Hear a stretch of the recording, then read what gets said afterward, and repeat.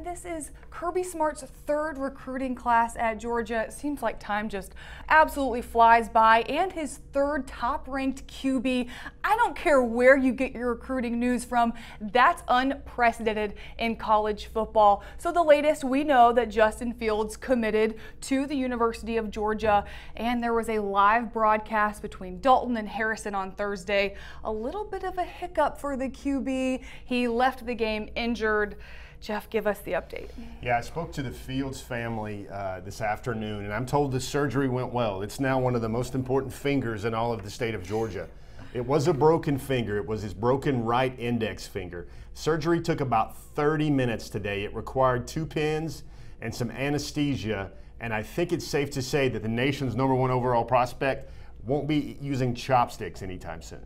Oh, yikes. Well, fans, we want to know what you think as well, so send us your comments all show long, and we're going to get you involved in the conversation. So, like you said, this could be a pretty long recovery. You know, what's the process going to be like? Yeah, I guess the best way to look at that, guys, is 6 + 6. That means 6 weeks of healing time. Let's hope he has a super fast healing factor like one of those X-Men or Wolverine guys or something like that.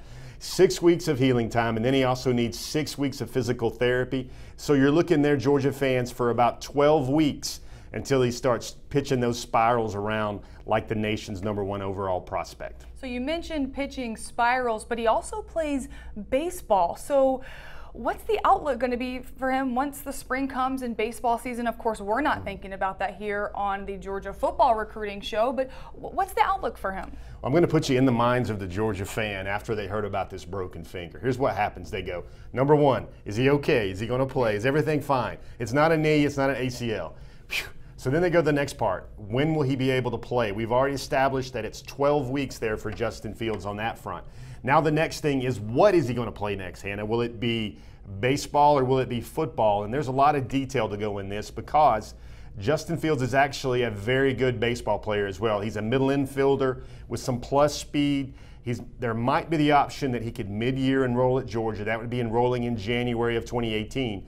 Or he could spend another spring at Harrison High, play some varsity baseball, give those pro baseball scouts another shot at that arm and all those tools he has. Now here's what could happen. A major league franchise could pick Justin very late, 40th round, 50th round, something like that. And they could do something what is called parking his draft rights, which means you pick the nation's #1 overall quarterback. Maybe he gives you about 30 to 45 days during the summer for extended spring training or rookie league ball. And then he would hold that rights. The team would hold his professional draft rights until his junior year. And at that time, he'd have to make a decision. But right now, you know, obviously the pro teams would also give him a nice little chunk of cash if they wanted to do that. But right now, he's got to make the decision. And I'm told the Fields family says it's a day-by-day decision whether he will be a mid-year enrollee at Georgia or whether he will be a summer enrollee at Georgia, and what professional baseball might possibly mean for Justin Fields.